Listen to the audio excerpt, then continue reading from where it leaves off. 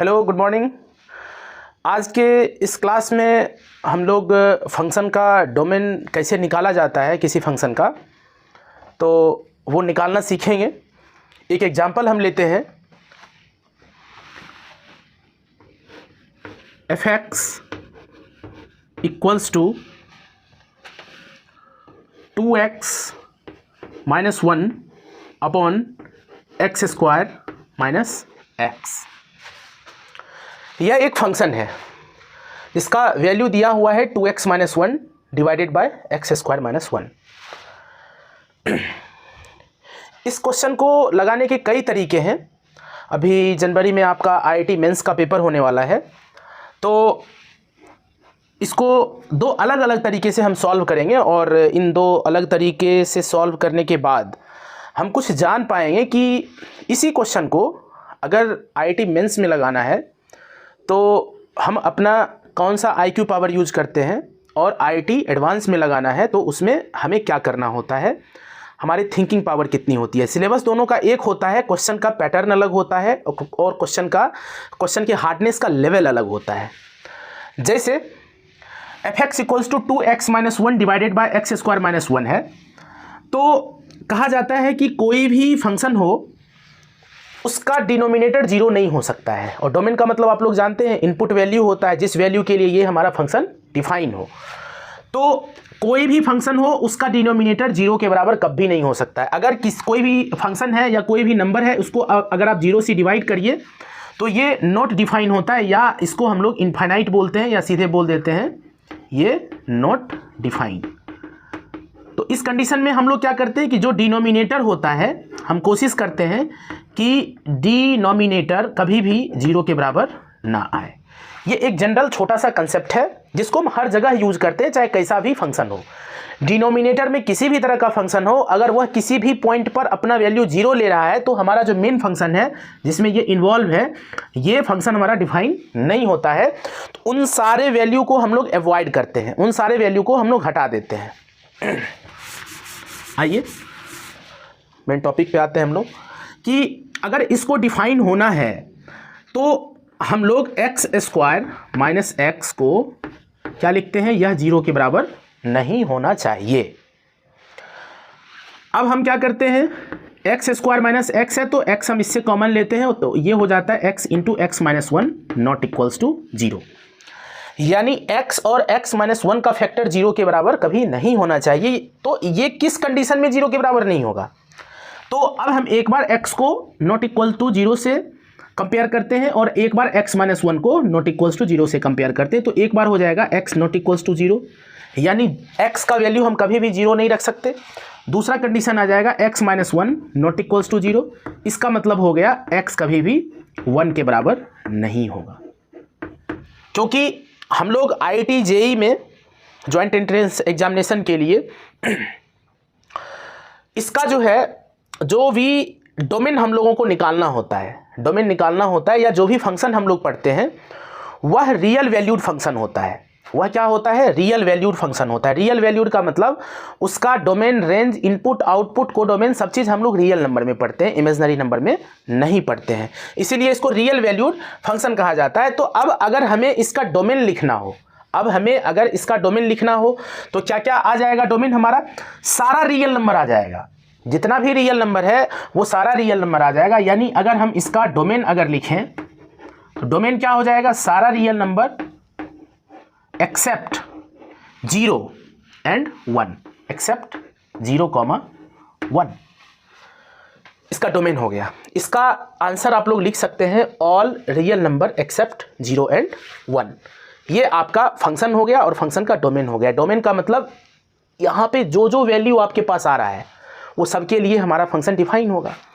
अब आप कहोगे कि सर ये 2x माइनस 1 है, न्यूमरेटर का क्या कोई रोल नहीं है क्या? बिल्कुल रोल है, लेकिन 2x माइनस 1 जो है यह एक लीनियर पॉलिनोमियल है और इसके कारण ये डिस्टर्ब नहीं हो रहा है। ऊपर में जीरो रह सकता है, कुछ भी रह सकता है, बट 2x माइनस 1 भी डिफाइन होना चाहिए।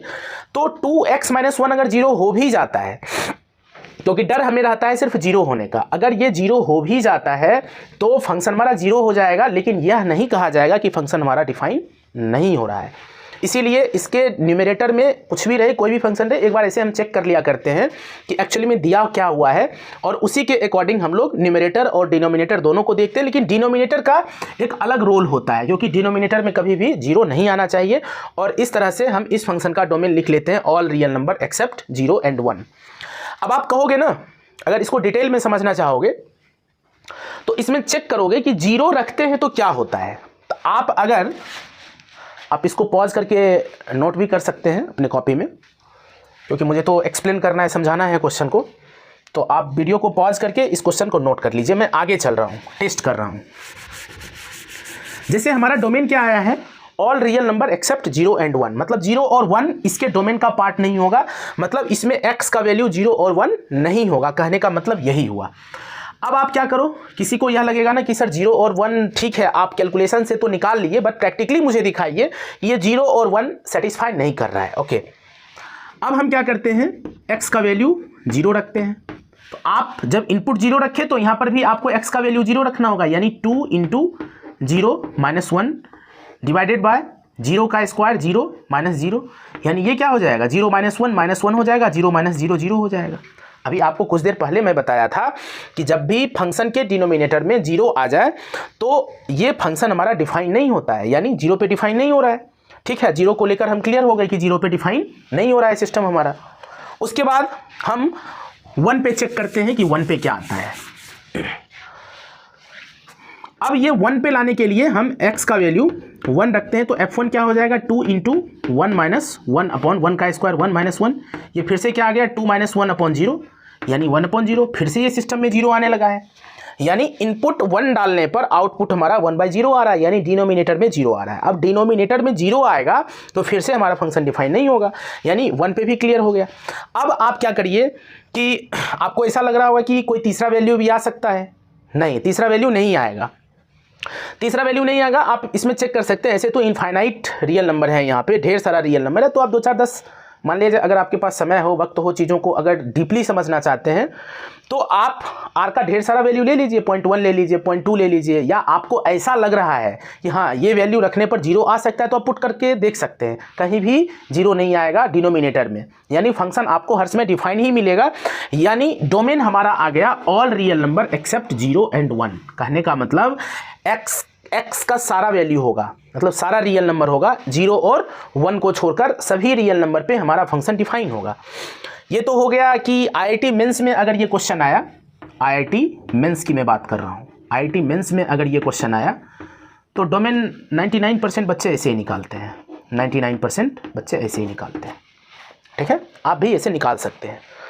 लेकिन आप लोगों को लगता होगा सिलेबस तो एक ही है, IIT मेंस का और IIT एडवांस का सिलेबस तो एक ही है, अर्थमेटिक प्रोग्रेशन इसमें भी पढ़ना है, अर्थमेटिक प्रोग्रेशन उसमें भी पढ़ना है, लेकिन क्वेश्चन का लेवल अलग अलग होता है, बच्चों का IQ पावर अलग अलग होता है। ऐसा नहीं है कि शुरू से होता है, क्वेश्चन प्रैक्टिस करते करते IQ पावर अलग हो जाता है, सोचने समझने की क्षमता विकसित हो जाती है। जो जितना ज़्यादा क्वेश्चन लगाता है वो उतने अच्छे से सोच सकता है, वो उतने हार्ड लेवल को अच्छे से आसानी से सॉल्व कर सकता है। आइए इसका मैं एक इसी क्वेश्चन को दूसरे तरीके से मैं बना के दिखाता हूँ, दूसरे अप्रोच से, और कैसे IIT एडवांस के बच्चे उस क्वेश्चन को सॉल्व करते हैं ये भी मैं आपको दिखा रहा हूँ।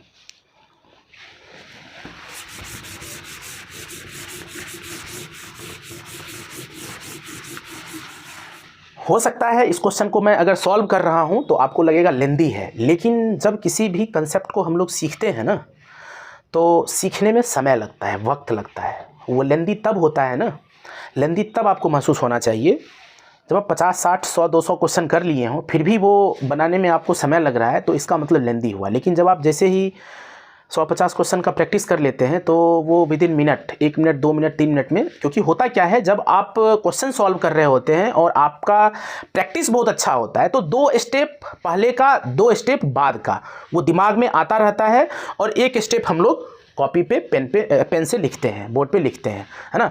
तो सीखने सिखाने में थोड़ा सा समय लगता है, लेकिन बाद में वही चीज़ बहुत आसान हो जाता है। चलिए इसको हम देखते हैं।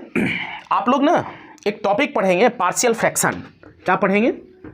Partial fraction. देखिए दूसरा अप्रोच क्या हो सकता है इसको सॉल्व करने का, यह आप लोग देखेंगे। पार्शियल फ्रैक्शन, मैं पार्शियल फ्रैक्शन का भी स्पेशल क्लास लूँगा, लेकिन यहाँ पे ज़्यादा डिटेल में ना जाते हुए सिंपल सा होता है कि ये जो आपका न्यूमरेटर और डिनोमिनेटर का फॉर्म जो है ना, इसको अलग अलग पार्ट में बांट देते हैं। इस फ्रैक्शन को 2 या 3 फ्रैक्शन के फॉर्म में अलग अलग लिख देते हैं। तो इसका एक छोटा सा टेक्निक होता है, उस टेक्निक को अप्लाई करते हैं, यानी 2x - 1 divided by x square minus x. इसको हम लोग क्या लिख सकते हैं, इसको लिख सकते हैं 2x - 1 divided bye x into x minus 1। यहाँ पे x कॉमन ले लिए। आप लोग ध्यान से देखिएगा, न्यूमरेटर को न्यूमरेटर की जगह रख दिए और x को x यहाँ से हम लोग कॉमन ले लिए और ये क्या हो गया x इंटू एक्स माइनस 1। ठीक है, मैं पार्शियल फ्रैक्शन से इसको सॉल्व कर रहा हूँ। इसका डोमेन हम लोग पार्शियल फ्रैक्शन की मदद से लाएंगे। कैसे आएगा, क्योंकि कई तरीके होते हैं डोमेन को लाने के लिए। तो ये हमारा हो गया। अब मैं इसको मिटा देता हूँ, आप लोग ने पॉज करके बीच बीच में नोट करते जाइएगा।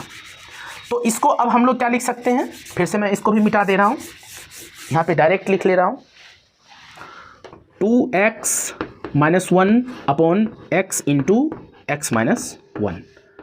अब पार्शियल फ्रैक्शन को ऐसे सॉल्व करते हैं, जब मैं इसका डिटेल क्लास लूँगा तो और आसानी होगी समझने में। a अपॉन x लिख लेते हैं plus b upon x minus 1 लिख लेते हैं। यानी यहाँ जो डिनोमिनेटर में x है, a कोई एक कांस्टेंट लेते हैं, उसके नीचे x लिखते हैं, और b एक कोई कांस्टेंट लेते हैं, उसको x माइनस 1 लिखते हैं, है ना। अब हम क्या करते हैं, इसको सॉल्व करने का कोशिश करते हैं। ये हो जाएगा 2x - 1 upon x into x minus 1 equals to x और x माइनस का एलसीएम हम ले लेते हैं, x इंटू एक्स माइनस 1 लिखते हैं। अब ये जब आप इसका एलसीएम लोगे और यहाँ पे इसका वैल्यू रखोगे तो इसका फैक्टर क्या आ जाएगा, x माइनस 1 और x माइनस 1 से a मल्टीप्लाई हो जाएगा। अगर आप लोग IIT की तैयारी कर रहे हो तो इतना तो आना चाहिए, x into B, x into B हो गया, क्योंकि x माइनस 1 कट जाएगा, x से b मल्टीप्लाई हो जाएगा और ये bx आ जाएगा। ठीक है, इतना तक आप लोग समझ गए। उसके बाद हम लोग देखते हैं कि इधर डिनोमिनेटर इक्वल्स टू के लेफ्ट साइड में डिनोमिनेटर और इक्वल्स टू के राइट साइड में डिनोमिनेटर एक जैसा है। इसको यहाँ से हम लोग हटा देते हैं। हटाने के बाद ये क्या हो जाता है, ये हो जाता है 2x - 1 equals to a into x minus 1 plus bx। ठीक है, आप लोग यहाँ तक नोट कर लेंगे, क्योंकि मैं ऊपर मिटाऊंगा, नीचे जगह कम है। आप लोग वीडियो पॉज करके इसको नोट कर लीजिए। मैं इसको मिटा रहा हूँ, इस पूरे को मिटा रहा हूँ।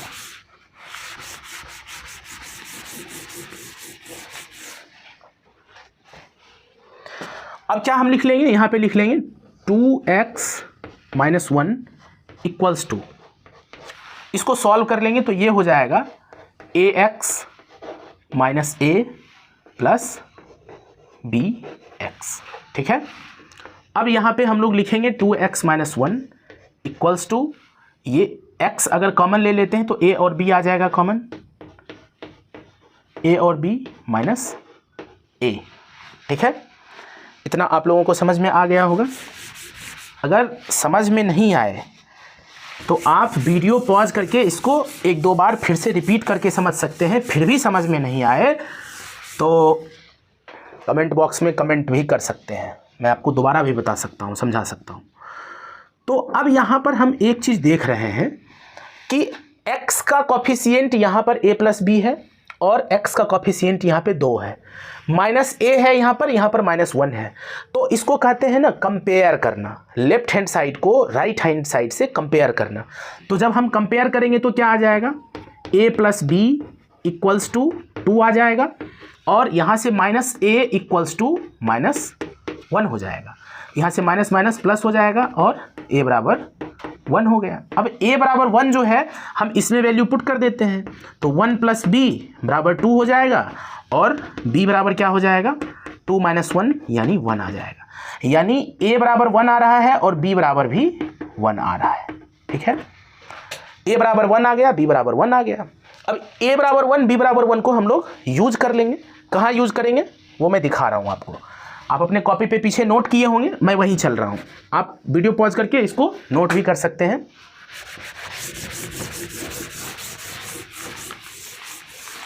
वीडियो पॉज करके आप लोग नोट जरूर कर लिया करिए। अब आप शुरू में अपने पेज पर देखेंगे तो आपको दिखेगा यहाँ पर 2x - 1 upon x square minus x. इसको हम लोग क्या लिख सकते हैं, 1/a, हम लिखे थे ना पीछे, मैं लिख ही देता हूँ, a/x प्लस b/x-1 लिखे थे अपने कॉपी पे। आप देखिए अभी a का वैल्यू क्या आ गया, 1 आ गया, 1/x प्लस 1/x-1, ठीक है। यानी हम 2x-1/x² माइनस x को 1/x प्लस 1/x-1 के फॉर्मेट में लिख लिए। ये 2x-1/x² माइनस x क्या था हमारा, fx था। उसी फंक्शन को हम दो अलग अलग फंक्शन के फॉर्म में स्प्लिट कर लिए, ठीक है। अब कहा जाता है ना ऑपरेशन ऑफ फंक्शन, दो फंक्शन को अगर आप जोड़ रहे हैं, दो फंक्शन को जोड़ रहे हैं, मान लीजिए कोई फंक्शन fx है और कोई फंक्शन gx है, तो fx का अपना डोमेन होगा, gx का अपना डोमेन होगा। लेकिन जब आप fx और gx को ऐड करेंगे तो मान लिया जाए तीसरा फंक्शन अगर आ गया hx, तो इसका डोमेन क्या होगा, इसका डोमेन क्या होगा, तो पता है इसका डोमेन क्या होगा, इसका डोमेन जो होगा मतलब जो x होगा वो इसका जो डोमेन होगा, मतलब अगर सेट A अगर इसका डोमेन है, सेट B अगर इसका डोमेन है, तो x जो हो जाएगा, h का जो डोमेन हो जाएगा A इंटरसेक्शन B, यानी इसके सेट और इसके सेट का जो कॉमन एलिमेंट होगा वो इसका डोमेन हो जाएगा, ठीक है, इसका डोमेन हो जाएगा। ये सिंपल सा कंसेप्ट है, ठीक है। मैं फिर बता रहा हूं, अगर fx का डोमेन A है, सेट A है, gx का डोमेन सेट B है, तो fx और gx को जोड़ने के बाद जो फंक्शन hx बना उसका जो डोमेन हो जाएगा इन दोनों सेट का इंटरसेक्शन हो जाएगा, किसका डोमेन, hx का डोमेन, ठीक है। आप वीडियो को नहीं समझ में आए तो फिर से दोबारा देख लीजिए, दोबारा देखकर समझ लीजिए कि मैं क्या बोला हूँ, ठीक है। तो अब यहाँ पर क्या हो गया कि 1/x का डोमेन क्या होगा, सिंपल सा आप कहो कि सर x 0 के बराबर नहीं आना चाहिए, यानी इसका क्या हो जाएगा, ऑल रियल नंबर एक्सेप्ट 0 हो गया, मतलब 0 को छोड़कर। अब इसका क्या कहोगे, आप कहोगे कि सर x-1 कभी भी 0 के बराबर नहीं होगा, यानी x कभी भी 1 के बराबर नहीं होगा। फिर से यहाँ पे क्या आ रहा है, 0 और 1 को छोड़कर सारा रियल नंबर, यानी यहाँ से भी हम यह बता सकते हैं कि जो डोमेन होगा fx का, जो डोमेन होगा fx का वो क्या होगा, ऑल रियल नंबर एक्सेप्ट 0,1 होगा, ऑल रियल नंबर एक्सेप्ट 0,1 होगा, ठीक है। तो क्वेश्चन तो एक ही था, अप्रोच अलग अलग था। तो आप कहोगे ना कि सर पार्शियल फ्रैक्शन वाले से ज़्यादा समय लगा, है ना, ठीक है, समय लग सकता है ज़्यादा, पहली बार में ज़्यादा समय लगता है, बट जब आप प्रैक्टिस कर लोगे तो कुछ समय के बाद ये आपको साफ साफ ना दिखाई देगा कि 2x-1/x इंटू x-1 है ना। तो इसको हम इस फॉर्म में लिख सकते हैं, या आप तेज़ी से अगर आपका कैलकुलेशन अच्छा है तो आप इसका कैलकुलेशन जो है a और b का वैल्यू तुरंत निकाल पाएंगे। और यहाँ पर ज़्यादा क्लियर हो रहा है कि 1/x कहाँ डिफाइन नहीं हो रहा है, 1/x-1 कहाँ डिफाइन नहीं हो रहा है, और यहाँ से भी हम तेज़ी से आंसर ला सकते हैं। और जो प्रीवियस क्वेश्चन बताया, मतलब इसी क्वेश्चन का प्रीवियस मेथड जो बताया था वो भी एक मेथड है, वो भी एक तरीका है करने का। तो लेकिन एक चीज़ है ना कि ये अप्रोच थोड़ा ज़्यादा एडवांस लेवल का अप्रोच है ना। इसमें क्या होता है, और भी कई कंसेप्ट इंडल्ज हो जाते हैं, जिसमें मैं अभी आपको बताया था कि fx और gx का सम जो होता है वो अगर hx आता है तो hx का डोमेन क्या होगा, है ना। ये सोचने वाली बात है ना कि दो फंक्शन को जोड़ा जा रहा है, दो फंक्शन को ऐड किया जा रहा है, दो फंक्शन को ऐड करने के बाद कोई ना कोई एक तीसरा फंक्शन बनेगा। तो तीसरा फंक्शन बन रहा है तो उसका डोमेन क्या होगा, तो उसका डोमेन वही होगा जो फंक्शन fx है, फंक्शन gx है, दोनों के डोमेन का इंटरसेक्शन। अब इंटरसेक्शन कहोगे तो इंटरसेक्शन तो आना चाहिए समझ में, क्योंकि सेट्स में आप लोग पढ़े भी होंगे कि दो सेट का इंटरसेक्शन क्या होता है। दो सेट का इंटरसेक्शन वही होता है जिसमें कॉमन एलिमेंट आए। मान लीजिए कोई सेट A है, कोई सेट B है, ठीक है। अगर सेट A में भी 2 है, सेट B में भी 2 है, तो उसमें क्या हो जाएगा, उसका इंटरसेक्शन एलिमेंट 2 बाहर निकल के आएगा। खैर ये सब आप लोग जानते होंगे, लेकिन इस क्वेश्चन के माध्यम से 2-3 कंसेप्ट बताने का मेरा मेन मोटिव था कि बहुत बच्चे पूछते हैं कि सर IIT मेंस के क्वेश्चन में और IIT एडवांस के क्वेश्चन में क्या अंतर होता है, कंसेप्ट में क्या अंतर होता है। तो अप्रोच में बहुत ज़्यादा डिफरेंस होता है। जब आप काफ़ी प्रैक्टिस कर लोगे तो फिर आपका अप्रोच इधर की तरफ बढ़ने लगेगा और आप आसानी से इसको देखते ही कोई भी बता देगा बिना पेन कलम के कि जो है R जो होगा, रियल नंबर जो होगा, एक्सेप्ट 0 और 1 इसका डोमेन होगा। ठीक है, नेक्स्ट वीडियो में फिर इसी तरह से किसी एक नए क्वेश्चन के साथ हम लोग मिलेंगे और डिस्कस करेंगे उसको दोनों अप्रोच से। IIT JEE क्योंकि अभी जनवरी में पेपर होने वाला है, IIT मेंस का पेपर होने वाला है, फिर मई जून के आसपास IIT एडवांस का पेपर होगा। तो मैं फंक्शन का कुछ क्लास आप लोगों का लूँगा और क्वेश्चन के माध्यम से ही कंसेप्ट को समझाने का प्रयास करूँगा कि हम डिफरेंट अप्रोच कैसे ले सकते हैं। और फंक्शन और भी मैथ्स का कई चैप्टर है जिस पे हम लोग आपस में डिस्कस करेंगे, जानने का कोशिश करेंगे। अगर आपको ये कंसेप्ट अच्छा लगा हो तो ज़रूर मेरे चैनल को सब्सक्राइब करिए और लाइक भी करिए। मैं बीच में ये सब लाइक सब्सक्राइब करने के लिए नहीं बोलता हूँ, क्योंकि है क्या कि बच्चों का ध्यान क्वेश्चन पे होता है और बीच में लाइक और सब्सक्राइब बोला जाए, हो सकता है मैं जो बताना चाहता हूँ मैं भी भूल जाऊँगा, आप जो सीखना चाहते हैं वो भी हो सकता है बीच में डेविएशन आ सकता है। तो अगर आपको अच्छा लगे तो ज़रूर से ज़रूर शेयर करिए अपने दोस्तों के साथ, अपने मित्रों के साथ। और मुझे अगला कौन सा वीडियो बनाना चाहिए, किस टॉपिक पे बनाना चाहिए, वो ज़रूर कमेंट बॉक्स में कमेंट करिए, मैं आपके लिए स्पेशल वो वीडियो बनाऊँगा। Thank you.